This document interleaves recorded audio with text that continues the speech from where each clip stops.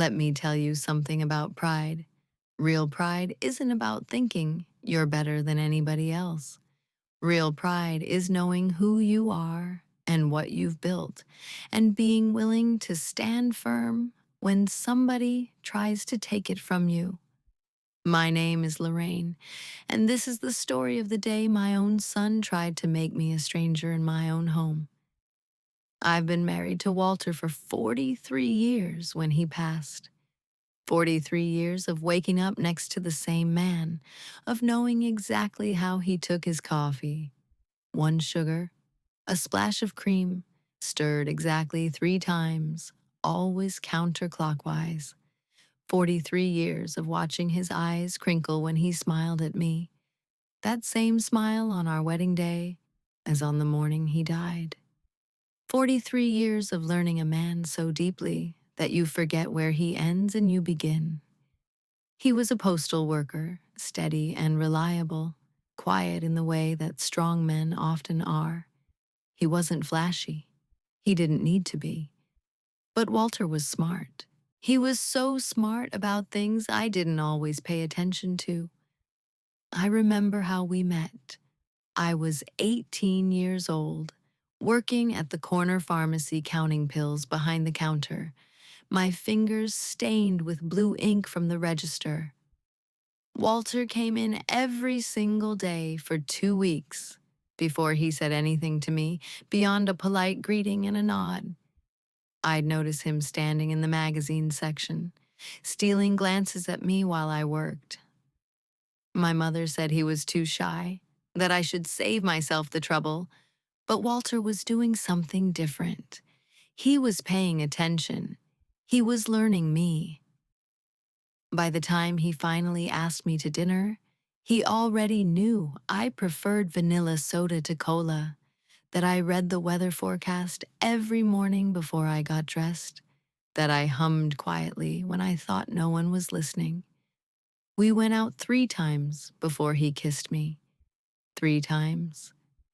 He said a woman like me deserved more than a rushed moment, that I deserved patience, that I deserved to be protected. Walter believed in protection, not in a controlling way, but in an intentional, thoughtful way. He'd check the door locks every night before bed, his hand lingering on each one.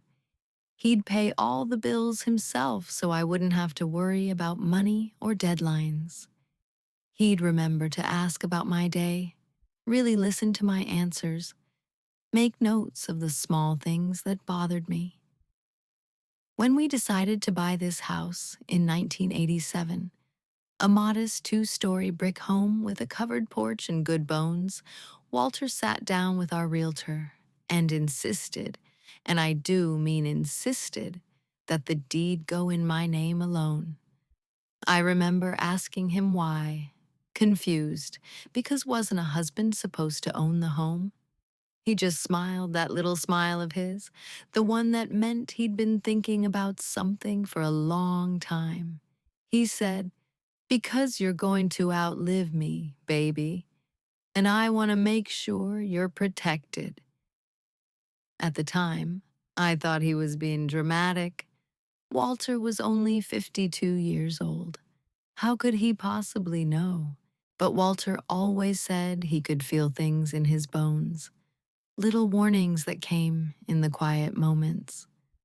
I'd learn later that his father had died at 60, his grandfather at 62. Walter's bones weren't being dramatic. His bones were being honest. I just didn't understand it yet. He passed 17 years ago now, a heart attack. One morning, he was complaining about indigestion, saying he'd eaten too much at breakfast, that he needed to take a walk and let it settle. I told him to lie down, that I'd bring him some ginger tea. By that evening, he was gone. The doctors said if he'd made it to the hospital 5 minutes earlier, maybe they could have done something. Maybe. There's no comfort in maybe. But Walter didn't make it 5 minutes. He made it to consciousness just long enough to squeeze my hand and tell me he loved me. And then he was gone. I was 68 years old suddenly, and the silence in this house was so loud I couldn't sleep for weeks. I stopped cooking large meals because cooking for one made me cry. The way recipes were written for 4 servings felt like an accusation, a reminder that I was half a whole. I sat in our bedroom because sitting in the living room felt like an admission that everything had changed. But everything had changed. Terrence came home sometimes. He was grown by then, off doing his own thing, making his own way in the world. We had a good relationship. I was proud of him. He had a good job. Working in corporate management, made decent money. He married a lovely woman named Desiree, and they had Aisha, my grandbaby, and for a while, everything seemed right in the world again. I had purpose. I had my granddaughter to love, her small hand in mine, her sweet voice calling me grandma in that special way that means everything. I had my son's love, or so I thought. Then, 6 months ago, Terrence called me. He sounded tired. He said he and Desiree were splitting up. No big fight, just a slow drift. The kind of ending that's worse somehow because there's no clear moment to point to when everything broke. He told me that he'd made some mistakes in the marriage, that he'd been working too much, that he'd been spending money he shouldn't have been spending, that his temper had gotten the better of him more times than he'd like to admit. He sounded genuinely broken, and my heart broke for him. He said he needed a place to stay, just for a few months while he got back on his feet. He said this with the tone of someone asking for a favor, not demanding his right. Just temporary, Mama, he said. Those were his exact words. Just temporary. I said yes. What mother wouldn't? He's my son. He was hurting. Of course he could stay with me. I knew what it was like to need somewhere to land, to need someone to believe in you when you didn't believe in yourself. After Walter died, I had this house. I had a space that was mine, that nobody could take from me, and that had saved my life. I wanted to do that for my son. I wanted to be that person for him. I thought maybe this would be a healing time for him, that he could use the peace and quiet of my home to work through the pain of his divorce. I didn't mind cooking extra meals. I didn't mind having him around. In some ways, I was lonely. A house gets quiet when you're the only one living in it, and quiet can feel like emptiness if you're not careful. The first few weeks were fine. Month 1, I'd call it the honeymoon phase. He stayed in the guest room, kept to himself mostly, was quiet and respectful. He'd come down to breakfast in the mornings and we'd sit together with our coffee, and I'd feel like maybe I wasn't so alone anymore. He even cooked dinner one night, a nice chicken dish that reminded me of something Desiree used to make. He fixed the porch light that had been burned out for months. He carried the groceries in without being asked. He thanked me for letting him stay. He was grateful, and his gratitude felt genuine.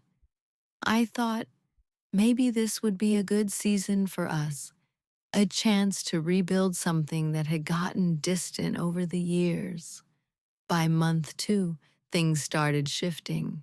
He was less grateful. The phone calls to Desiree became less frequent, and the visits from Aisha started to lag.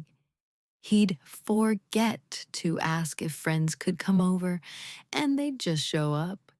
He'd borrow my car without asking, just for an hour, Mama, and return it on empty. He'd take things from the kitchen without replacing them. Small things, annoying things. But I didn't say much. I kept telling myself that he was still adjusting. still healing. But then Desiree and Aisha came less and less until Aisha was only visiting on alternate weekends. By month 3, Brielle appeared and everything accelerated, and Terrence's friends started coming over more and more. Men in suits speaking in loud voices, laughing too hard at jokes I didn't understand.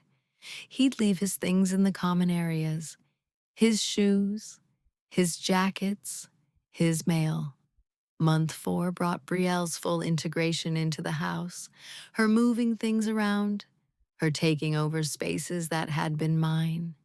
She'd rearrange my kitchen, move my things, commandeer my tables, and the guest room stopped being the guest room and started being his room. And his room expanded to include the living room, and then the dining room. And pretty soon, I was the one tiptoeing through my own house, moving quietly through spaces that had belonged to me for 38 years, trying not to disturb anyone. It started small. He'd leave his briefcase on the kitchen table, then his shoes by the door, then there were dishes in the sink that weren't mine. I said something the first time, gently, the way my mother taught me. Honey, can you please rinse your dishes? He did, but he looked annoyed, like I'd asked him to climb a mountain. The second time I asked, he didn't apologize at all, just silently rinsed them and left. By the fourth or fifth time, I stopped asking. I just rinsed them myself and tried to do it quietly, so he wouldn't hear and feel bothered. Then Brielle showed up. I'll be honest, I could tell from the moment I met her that this girl had no home training. She showed up at the house in the middle of the afternoon, high heels clicking on my hardwood floors like she owned them, smartphone in her hand, and the first thing she did was look around like she was appraising property at an auction. She didn't ask me my name. She didn't introduce herself properly. Terrence just said, "This is Brielle." Like I should have already known who she was. Like she'd been discussed between us in conversations I wasn't part of. She started coming over every day. Then she was sleeping over. Then she just sort of moved in, and I never had a conversation with Terrence about it. One week, she was here 3 nights. The next week, she was here 6. Then she was here all the time, and Terrence said something casual about her needing a place since she'd had a falling out with her own mother. I wondered what kind of falling out, but I didn't ask. I'd been taught not to pry. I'd wake up in the morning and find her in my kitchen, barefoot, wearing one of Terrence's t-shirts, not even saying good morning to me, just opening my refrigerator like it was hers, pulling out whatever she wanted without asking. I came downstairs one morning and found her rearranging my kitchen cabinets, moving things around while holding a coffee cup, humming to herself. I noticed she'd moved Walter's special coffee mug, the one my mother had given us as a wedding gift, the one with the hand-painted flowers, to the very back of the cabinet, hidden behind the everyday glasses. When I found it, I just stood there holding it, and the tears came before I could stop them. Girl, I said the next time, my voice firm but not unkind, you don't touch my kitchen? She laughed like I was joking. I wasn't joking, but I didn't press it.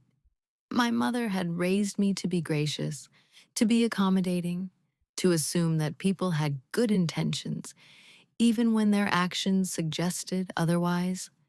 The real problem wasn't even Brielle, though. Well, it was. But it was more than that. The real problem was that Terrence, my son, the man I raised, the man I taught manners to, the man I sent to private school because I wanted him to have every advantage, had stopped seeing me as his mother and started seeing me as an obstacle. By month 5, the party started. He'd come home late, drunk sometimes, with friends I'd never met, and they'd be loud in my living room until 2 in the morning, laughing and shouting and playing music so loud the windows would vibrate. The music would pulse through the floorboards, and I'd lie in my bed upstairs, my pillow over my head, praying that it would end, that they would go home, that my house would return to being my house. I'd look at my clock, 1:47 a.m., 2:13 a.m., 2:31 a.m., and wonder when I'd become someone who couldn't sleep in her own bedroom.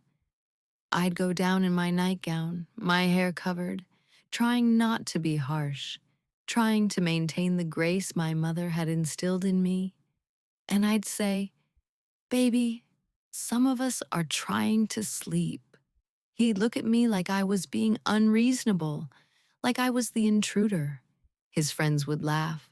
One of them actually said, "Your mom's cool, man," in a tone that made it clear he thought I was anything but cool. I could feel them looking at me like I was an inconvenience, a relic, an obstacle to their fun.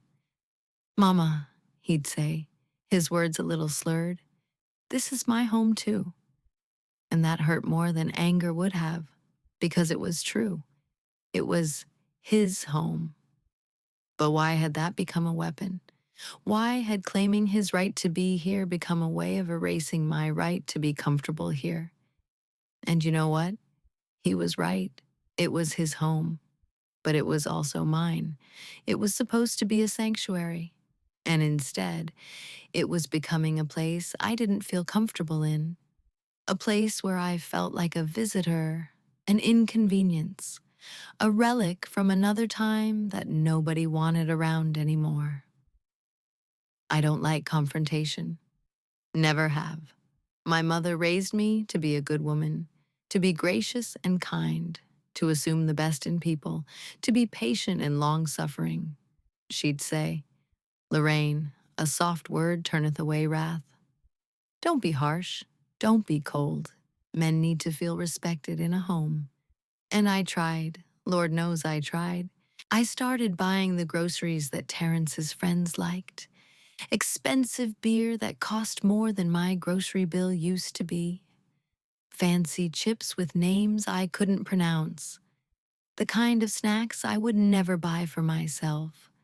I'd wake up at 6 in the morning and have breakfast ready even though no one asked me to, hoping that if I did these things, if I was good enough, accommodating enough, invisible enough, then maybe Terrence would remember that he was my son and I was his mother, and that meant something. I stopped using the living room because that's where he liked to watch television.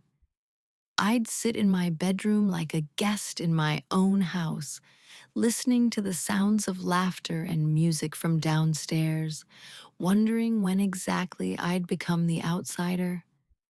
I wore my headphones when they had people over so I wouldn't disturb them, so I wouldn't intrude on their fun. I asked questions instead of making statements. "Honey, would it be okay if I use the front bathroom?" "Dear, do you think maybe you could move your shoes from the hallway?" "Sweetie, would it bother you too much if I had a friend over for lunch?" Asking permission in my own home, from my own son. Nothing changed. If anything, it got worse. His demands became quieter while his expectations became louder. 3 months in, Terrence brought a letter from his lawyer. He sat down at my kitchen table. My table, in my house, in my kitchen that I'd cleaned and maintained for decades, and he slid this letter across to me. He told me he wanted to add his name to the deed. "For security purposes," he said, "for security purposes." As if his mother, a woman who had never missed a mortgage payment, never damaged the house, never done anything but keep it exactly as it should be, was a security risk. As if his name on that deed, my deed, The deed that Walter had so carefully placed in my hands as a protection, as a promise, was something I should just hand over because he was going through a hard time. I said no, and for the first time in 3 months, I didn't soften it with an explanation or an apology. I just said no. That's when things got really ugly. He started saying things like, "You know I can't stay here if I don't have any stake in the house." Like I was forcing him out. Like my refusal to sign over my property was an act of cruelty instead of an act of self-preservation. He said, "Mama, every man needs to feel like he has something. Don't you want your son to be happy?" Of course I wanted him to be happy. But happiness isn't supposed to come from taking what belongs to someone else, especially not from your mother. He stopped contributing money for groceries. He stopped asking if he could have people over. He just told me when there would be guests. A courtesy transformed into a demand. Brielle became even more brazen. I came home from church one Sunday and found her trying on my jewelry that Walter had given me, my pearl earrings that had been my grandmother's before that, my delicate watch with my initials engraved on the back, looking at herself in the hallway mirror like she owned everything she saw. She was touching my things like they were already hers, examining them the way you'd appraise an estate sale. That moment broke something in me that had been carefully stitched back together after Walter died. That's when I really started getting afraid. Not afraid of violence or anything like that, but afraid of losing my home, my dignity, my sense of self. I started noticing how isolated I'd become. My friends didn't come by anymore because Terrence made them uncomfortable with his dismissive attitude.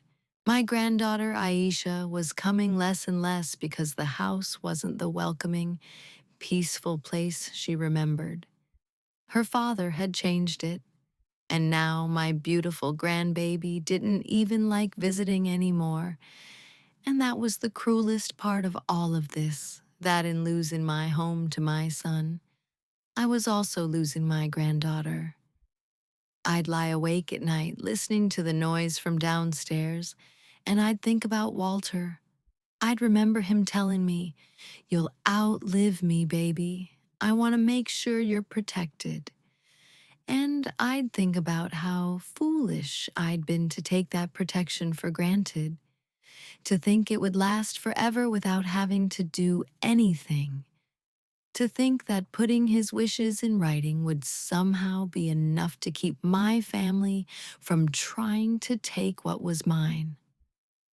But Walter had been smarter than that. Walter had been thinking ahead, thinking about a future he wouldn't see, thinking about me in it. I just hadn't understood what he was protecting me from. Not yet. 6 months after Terrence moved in, the breaking point came. It was on a Thursday morning. I came downstairs to find Brielle in my kitchen, on my phone, my house phone, the one that had Walter's handwriting on the sticky note next to it with important numbers, calling someone and laughing loudly, sprawling across the counter like she owned it. She was wearing one of my kitchen aprons, the one that had belonged to my mother, my actual mother, hand-sewn with lace trim and embroidered with little flowers in faded thread. My mother's apron. She didn't even ask if she could borrow it. She just started wearing it like it belonged to her, like anything in this house was available for her to claim. I said, "Excuse me, that's my apron." She looked at me with something close to pity and said, "Oh, Miss Lorraine, I'm just borrowing it. Don't be so uptight." Uptight. She called me uptight in my own house, in my apron, using my phone. That word landed on me like a slap because it meant she'd been talking about me to Terrence, dismissing me, reducing me to a type of person instead of seeing me as a person at all. I didn't say anything. I just went to sit in the living room to wait for her to be finished, to wait for my house to be mine again. But as I walked past the living room, I saw that she'd taken down my curtains, my beautiful cream-colored curtains that I'd hung myself in 1987, that matched my furniture, that I'd carefully selected over 20 years ago. Curtains that had hung in my living room through Walter's life and after his death, through all the years I was alone, through all my quiet mornings and careful evenings when I'd sit with my coffee and watch the light change through them. They were lying over the back of the sofa, and there were new curtains, these harsh, modern things in black and gray that didn't match anything, hanging in their place. I stood there and I just looked at those curtains, and something in me broke a little bit. Not the part of me that was patient and gracious. A different part, an older part. The part of me that remembers being a child and watching my father stand up to someone who tried to disrespect him. The part of me that remembers my mother saying, "Child, just because you're kind doesn't mean you have to let people walk on you." I went upstairs and I found Terrence in his room, still asleep at 9 o'clock in the morning. I stood in his doorway and I said, very calmly, without anger or emotion, "Terrence, those are my curtains." He opened one eye and said, "Hmm?" I said, "The curtains in the living room. Those are my curtains. I would like you to put them back." He sat up. I could see him waking up, his face getting that tight, angry expression that had become more familiar than his smile. "Mama, Brielle is just trying to make the place look nice. It's depressing in here." I said, "This is my house, my taste, my curtains, and I'm asking you to put them back." That's when he got out of bed. He was shirtless, still half asleep, and he was in my face before I could step back. The anger on his face was something I'd never seen directed at me before, not in his whole life. He said, and I will never forget the exact words, he said, "Stay out of this house. This is my space now, Mama. If you don't like how we're doing things, you can find somewhere else to stay. Stay out of this house." His mother, the woman who gave birth to him, who nursed him through the night when he had fevers and croup, who stayed up all night when he had the flu, bathing his forehead with cool cloths, who paid for his college education, who co-signed on his first car, even though it scared me, who was there for every bad day and celebrated every good one. Stay out of this house. I didn't cry. I remember being proud of myself for that. He was waiting for me to cry, waiting for me to get emotional so he could dismiss me, so he could say I was being hysterical or crazy or any of those things men say about women who show feeling. But I didn't cry. I just looked at him and I said very quietly, "All right," and I walked away. I went back to my room and I closed the door. And I sat on my bed where I'd sat with Walter every morning for 30 years. The bed where we'd read the newspaper together, where he'd rubbed my back when I couldn't sleep, where he'd held my hand when he was dying. I sat on that bed and I picked up the phone. I called Patricia Hayes. She was Walter's attorney for 20 years. And though Walter had passed, Patricia still considered herself a friend. I said, "Patricia, I need to talk to you about my house deed. Can I come see you tomorrow?"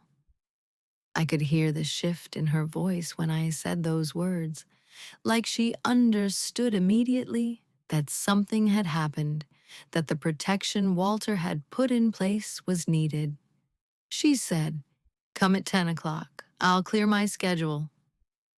That drive to Patricia's office was the longest of my life. I kept thinking about Walter, about his bones telling him the future, about him making sure I was protected, even from a son I didn't know would hurt me.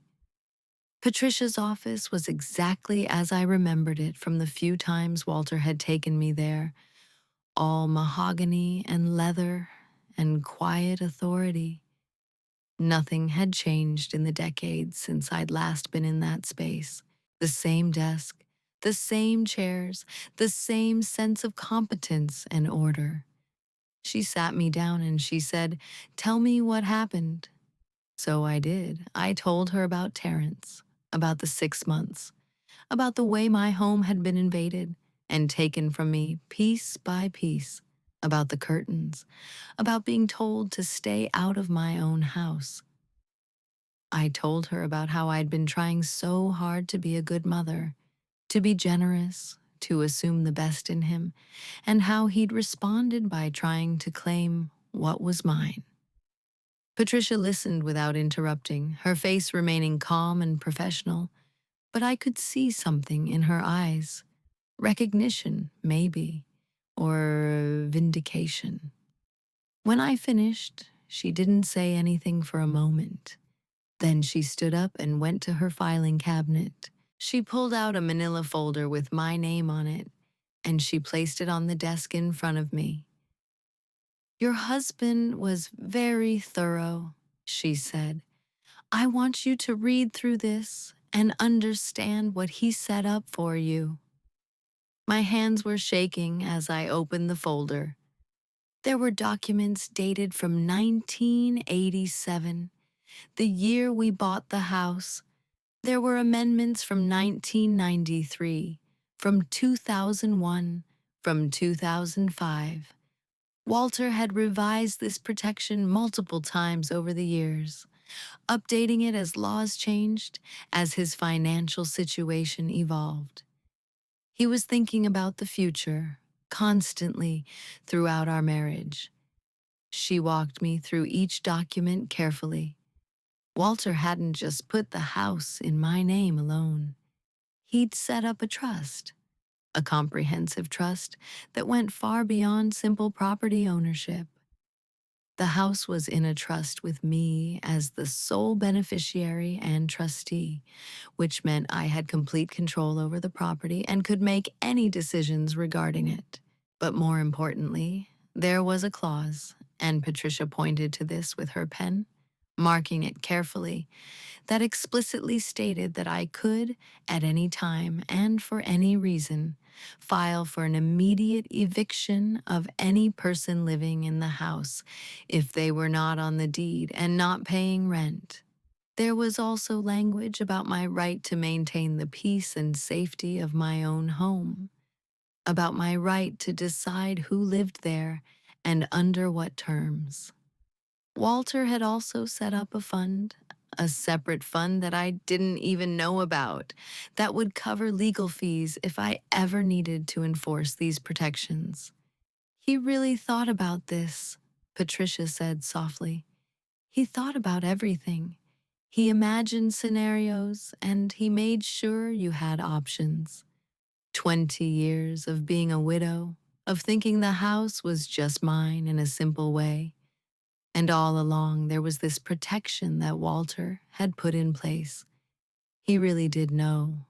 Somehow, he really did know that I might need this someday. He'd imagined his son grown, struggling, possibly making poor choices. He'd imagined his wife being pressured to give up what was hers. He'd imagined this exact scenario, and he'd prepared for it. I started crying then, not from sadness, but from understanding. Walter had loved me so much that he'd thought about a future he wouldn't see, about dangers he couldn't predict, about protecting me from things even he didn't fully understand. He'd just known. His bones had known. He'd spent 30 years telling me he had a feeling things wouldn't last forever. And he'd spent those 30 years putting things in place, making sure that when he was gone, I wouldn't be vulnerable. This wasn't just love. This was vision. This was a man who understood the complexity of family, the potential for people to become selfish, the importance of protecting what matters most. He'd loved me enough to protect my future, even when I didn't know I needed protecting.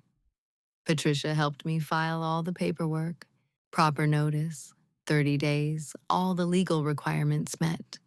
She prepared the eviction papers herself, making sure every I was dotted and every T was crossed, that every legal requirement was satisfied. She walked me through what would happen, how the law would protect me, what Terrence could and couldn't do in response.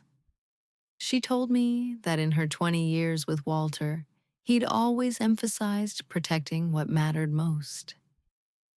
He was very clear that if it ever came to this, Patricia said, you should know that you have every right to do it, and that doing so is an act of love for yourself, not an act of betrayal of your son. She even went with me when I served Terrence with the papers. She was there that Wednesday afternoon, dressed in a professional suit, carrying the documents with authority. I went to his room and told him that Patricia had something to discuss with him. I stood there while Patricia handed him the envelope, and she said, very professionally, very calmly, Mr. Terrence Jackson, this is notice of eviction. You have 30 days to vacate the premises. And just like that, the power dynamic changed. Just like that, I wasn't a mother being disrespected in her own home. I was a property owner, legally protecting her rights. I was a woman who had a name on a deed and a voice in her own space. Terrence's face went through a series of expressions, confusion, then anger, then something that looked almost like fear. He said, you can't do this. She's bluffing. This isn't legal. Patricia said very calmly, it's completely legal. I've been your mother's attorney's colleague for over 20 years, and I can assure you that every aspect of this notice meets all applicable legal requirements. You have 30 days. He started to argue, but Patricia was firm. She gave him the papers and explained his options. He could leave voluntarily. He could hire an attorney to contest the notice, or the eviction would proceed through the courts. But the outcome, she made clear, would be the same. The house was legally hers, in a trust that gave her complete authority to make this decision, and she had every right to ask him to leave. Brielle disappeared within the hour. She didn't even wait to see how this would play out. She called a friend. I heard the conversation through the walls and had them come pick her up. While she waited, she threw clothes into a bag with shaking hands, her earlier confidence and entitlement completely gone. She didn't say anything to me. She didn't apologize for moving my curtains or touching my jewelry or wearing my mother's apron. She just left. The silence of her departure was almost as loud as the noise of her presence had been. The house felt lighter the moment she left, as if her entitlement had added weight to the air. Within 3 weeks, Terrence had moved out. He got a small apartment across town, a studio apartment in a complex that didn't allow guests to stay more than 30 consecutive days. He said he'd find his own place, and he wanted to do it before he was forced to. I think he needed to feel like he had some choice in it, some control.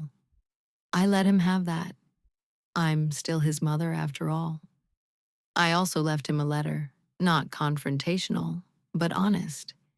I told him that I loved him, that I always would, but that his mother's home was her sanctuary, and that he had to respect that.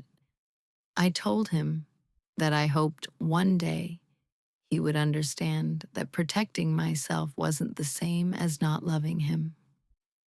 But here's the thing that nobody talks about, and I think it's important to say. This story isn't about a son who's a bad man. Terrence isn't a villain. He's a man who was hurting, who was ashamed of his divorce, who needed a place to land. He was facing his own failures, a marriage that had fallen apart, a life that wasn't looking the way he'd planned, a future that was uncertain. Those things are real and they're understandable. All of that is true. But being understandable doesn't make it right. Needing help doesn't make it okay to disrespect your mother. Being in pain doesn't give you the right to try to take what belongs to someone else. My pain after Walter died didn't give me the right to ask Terrence to give up his life to take care of me. His pain after his divorce didn't give him the right to ask me to give up my home to take care of him.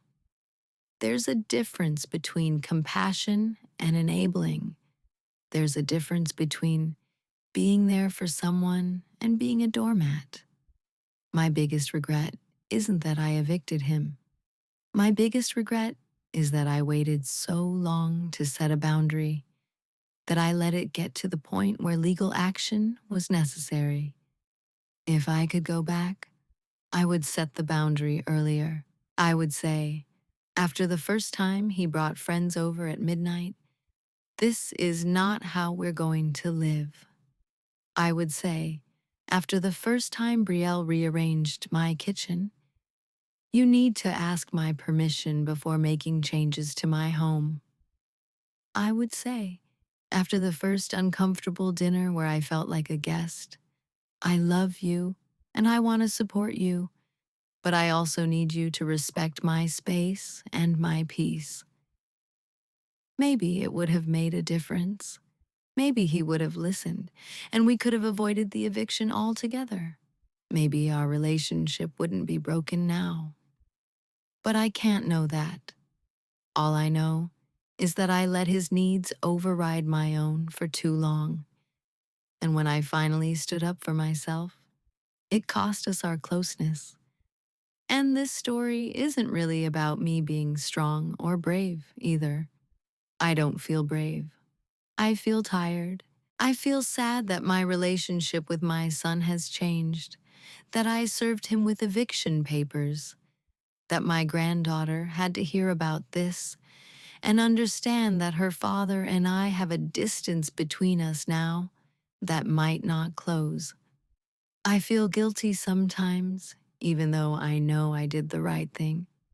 I miss him, and I miss the easy way things were before his divorce. I miss knowing he's okay, close by, nearby. But I don't miss being afraid in my own house. I don't miss feeling like an intruder in my own space. I don't miss the person I was becoming when I was trying so hard to be gracious about my own displacement. What I do know is this: Walter was right. He said I would outlive him, and I did. He said I needed to be protected, and I was.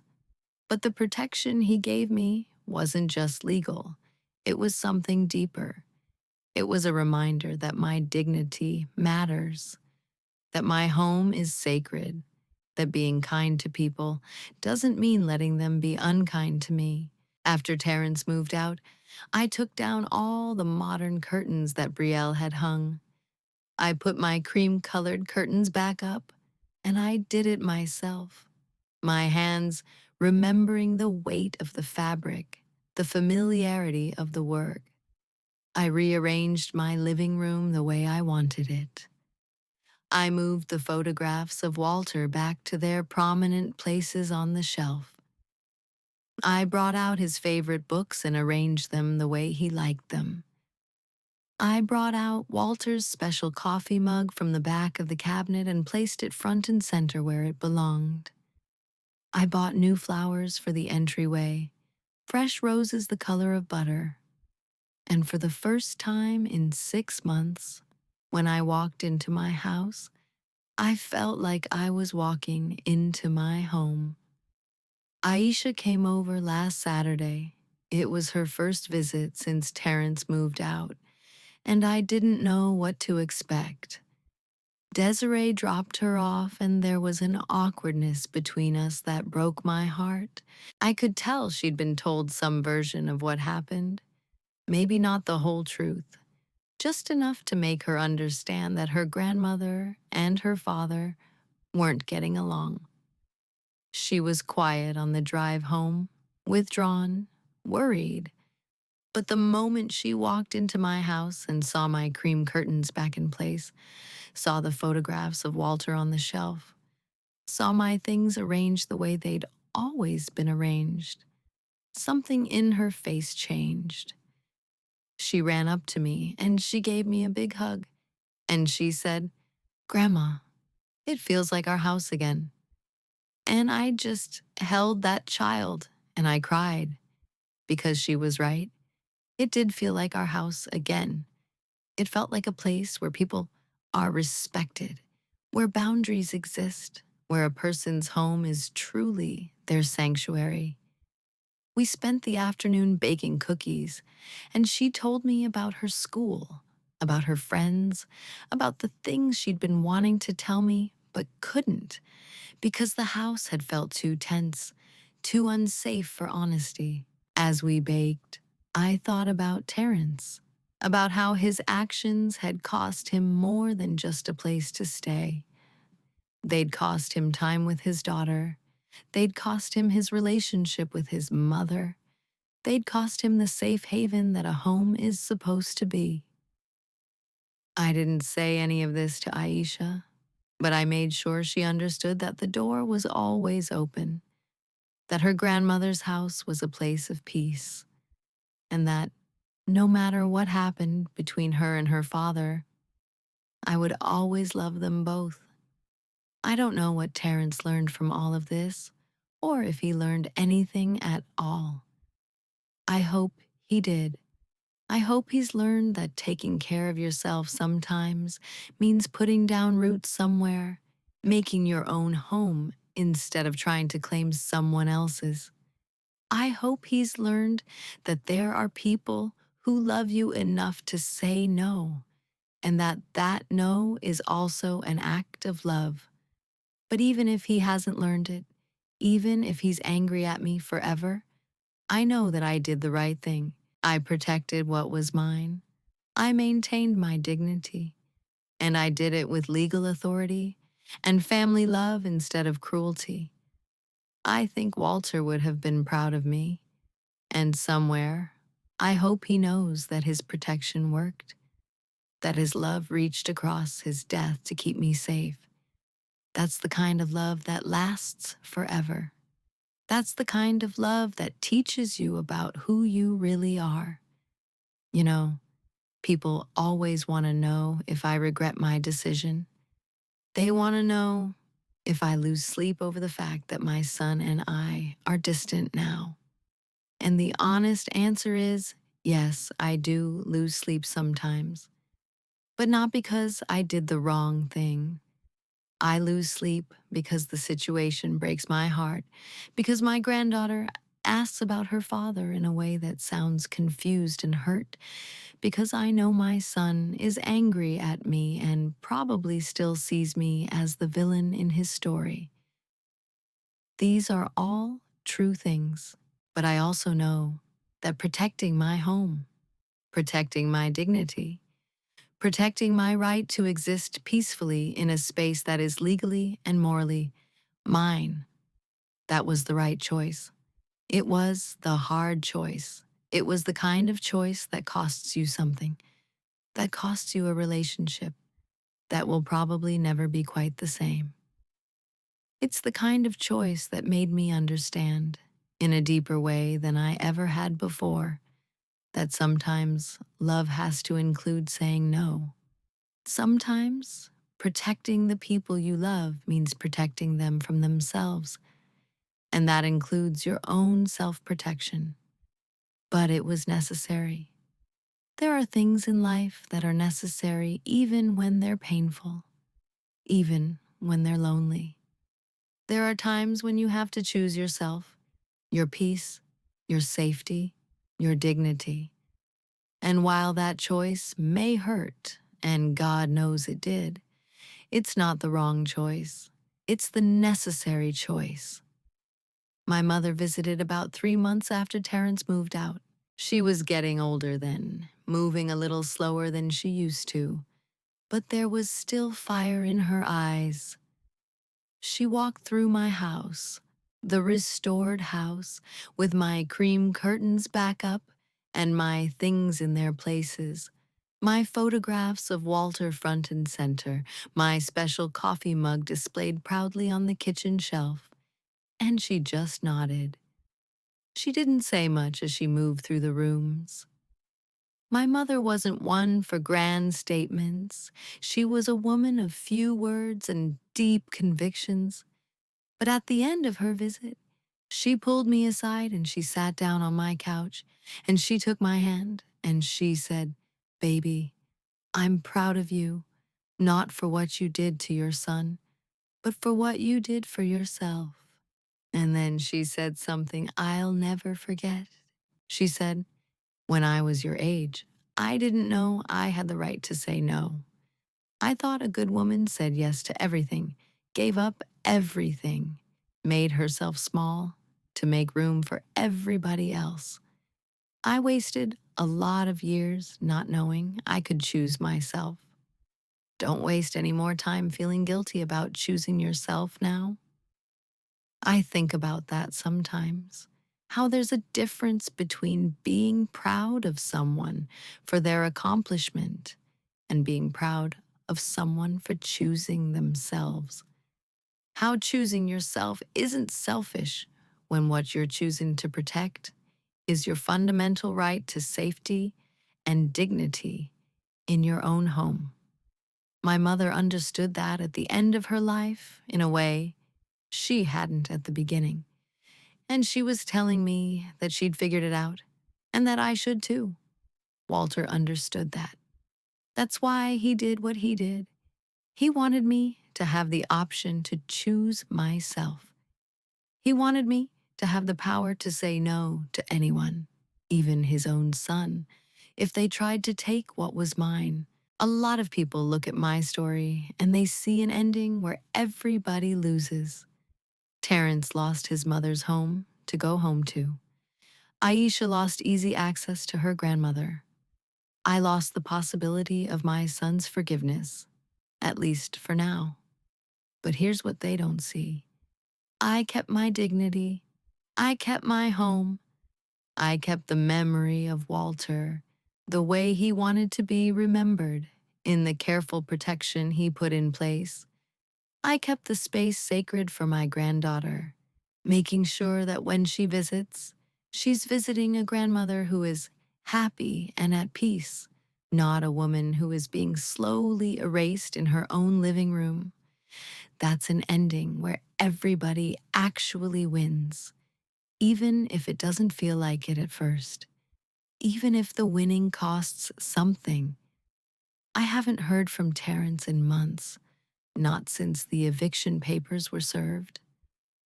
Sometimes I see his name on my phone, and I wonder if it's him calling, if he's ready to talk, if he's understood what happened.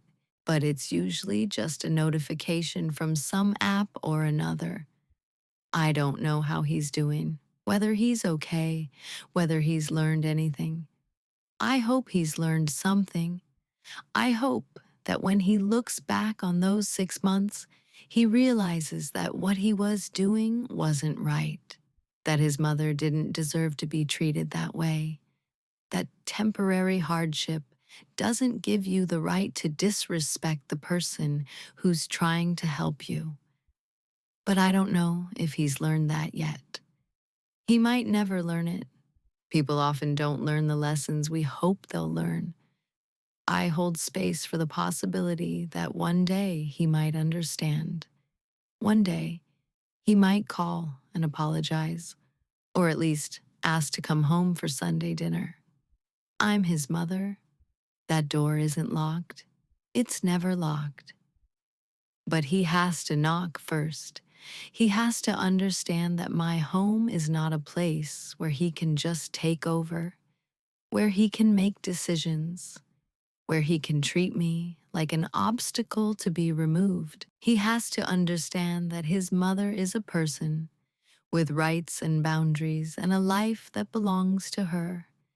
He has to understand that love doesn't mean erasing yourself. These are hard lessons. These are the kinds of lessons that people usually learn by experiencing their consequences, which is exactly what happened here.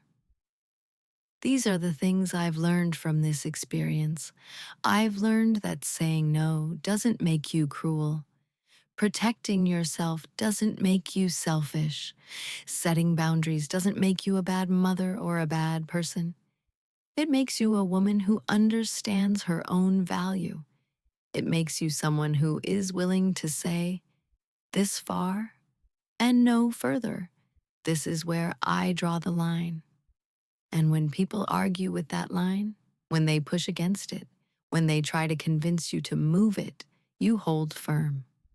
I learned that at 68 years old, I still had the capacity to surprise myself, to stand up, to take action, to take control of my own narrative. I'd spent so many years after Walter's death thinking that my life was behind me, that the best of my story was written. But this experience showed me that I was wrong, that I still had chapters to write, that my story wasn't over.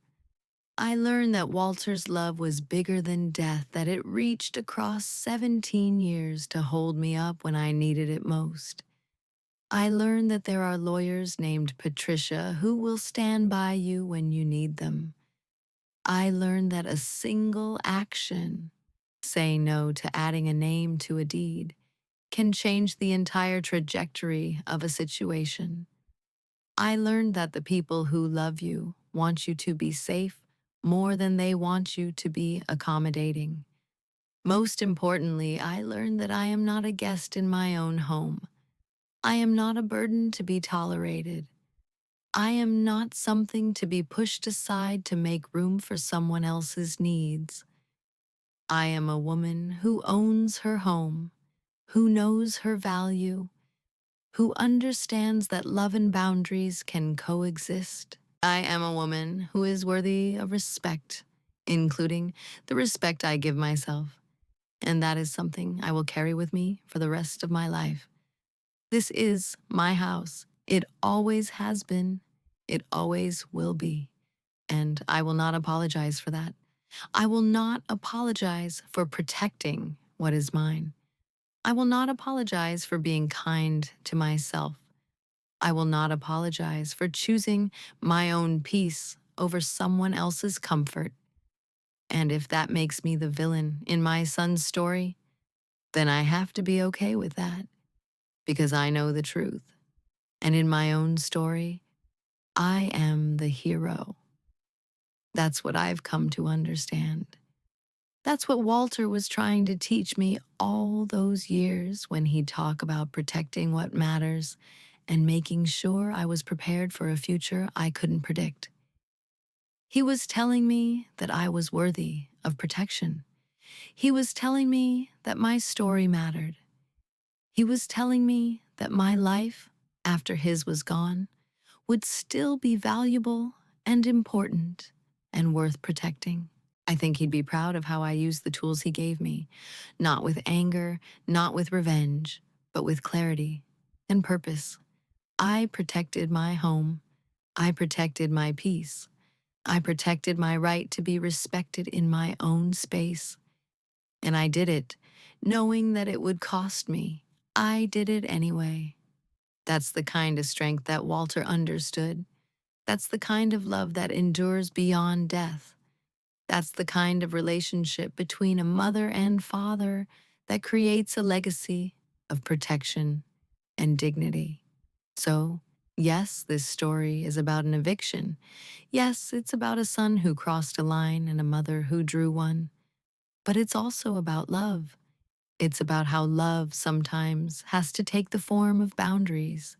It's about how the people who love you most might be the ones who protect you in ways that others don't understand.